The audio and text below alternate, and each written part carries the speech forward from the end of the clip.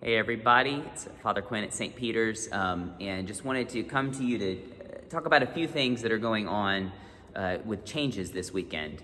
The primary, or some of the primary ones, are the time. It's time change weekend, so fall back on Saturday night.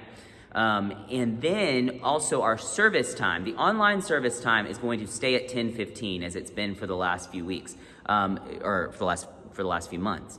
The in-person service time is going to be at 10 o'clock now. So we were meeting at 9, we're moving that to 10. So just be aware of those various time changes. It'll be less complicated next weekend when there's not the time change. But we are moving our in-person worship from 9 to 10 this Sunday. So wanted to make you aware of those. Our digital coffee hour will still happen. We're gonna change that to a password protected thing. We won't make the password complicated. We'll email it out on Sunday morning and make sure that you are able to get the password easily. But that way I don't have to be in the room when it starts because since our in-person time changes, it might be difficult for me to make it to a 10:45 start for our digital coffee hour. The other major change, and this is just for the folks who are in person, is going to be that we are going to begin celebrating the Eucharist again. And last time we celebrated the Eucharist in here was March. It was the second Sunday in Lent, if I recall correctly. And nobody thought that it was going to be All Saints Day before we celebrated the Eucharist again, but here we are. But we felt like All Saints Day was a good time to do it. We feel like we've got enough evidence from around the church of how to engage safely in the Holy Eucharist. And I'll go over that in just a second. But so that's going to be a big shift for us from morning prayer to Holy Eucharist this Sunday. The procedures of how that's going to work. The first and major one that's going to feel very different is that the congregation will only be receiving the bread. Not the bread and the wine as is typical and as is normal and as we will return to once this pandemic is behind us. But for now, the congregation will receive only the bread. We will consecrate a little bit of wine, which I will consume on behalf of the congregation. It's not ideal. It's not the way that I want to receive the Eucharist. It's not the way that I want us to do things, but I'd rather us share in the body and blood of Christ by receiving the bread than nothing at all. And so that's the plan for that kind of the mode in which we'll receive. What we will do is that if you've come to our services, we kind of spread out in the parking lot back there. And what will happen is that Deacon John and I will just come to you. We will come through the congregation. So you stay where you are when it's time to receive. And what we will do is I will sanitize my hands before I celebrate the Eucharist, before I say the prayers. I will then sanitize my hands once again when we are going out to distribute communion.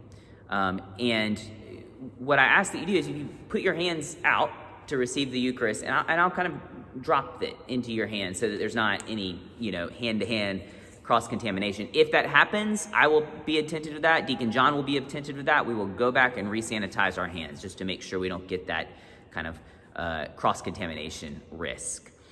So we are doing this to, in a way that we can share in the body and blood of Christ. I've talked to a number of other priests at local parishes who are doing it this way. They say that it feels very safe and very, and that the congregation has gotten used to it very quickly. So while it will be a bit different, I think it will be good to receive communion together again, and I'm looking forward to that so much. So once we hand you the bread, if you will I'll be wearing a mask. I'll wear a mask the whole time that I'm celebrating and distributing. Deacon John will wear a mask while he's distributing. You'll be wearing a mask. We'll come to you, drop it in your hand, and then just after we have kind of left your party, left your area that you're sitting in, if you'll just lift up your mask, receive the bread, and say prayers of thanksgiving, that's going to be how we receive. Other than that, there aren't too many significant changes from our normal Eucharist. There's a little bit less music. We're not going to chant the Eucharist, just as a way of, again, minimizing the sort of potential for spread of germs and minimizing the amount of time that it takes as sort of time together is also a risk factor. So I hope that this is clear to you what we're doing. If you are watching the online service, there will be a change. We are going to move that service from morning prayer to what is sometimes called anti-communion, not anti-communion, anti-communion, before communion. It's a way of using the Eucharistic liturgy, but without celebrating communion at the end. So it'll be so that we're all celebrating the same sort of liturgy, whether you are in person or at online, even though obviously if you're online, there won't be communion. So I believe that's all the major changes I wanted to let you know about. If you have any questions, as always, please feel free to get in touch with me. My email is quinnparman@stpeters.org, and I'd love to hear from you. If you have any concerns, questions, or anything like that, I want to thank, as always, our task force who have really helped to craft this plan such that we feel like it's a good plan and one that we can all live with and be happy about. One more note, I'm just remembering, if you want to be here in person but would not like to receive the Eucharist because of concerns, because of anything like that, that's okay.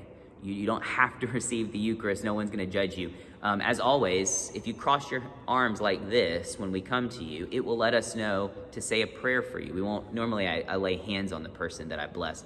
Won't do that because obviously the risk of germs. Instead, we will, in a distanced way, say a blessing for you. So that is also an option for you. I hope this is clear, and I hope it helps you to kind of know what to expect as you come here on Sunday. If you are coming, I'm looking forward to seeing you. If you're going to join us online, I'm looking forward to praying with you there in that setting. And if you're going to be on the digital coffee hour, I hope to catch you at least for part of that. I hope you're all well and having a wonderful week, and I will talk to you soon. God bless.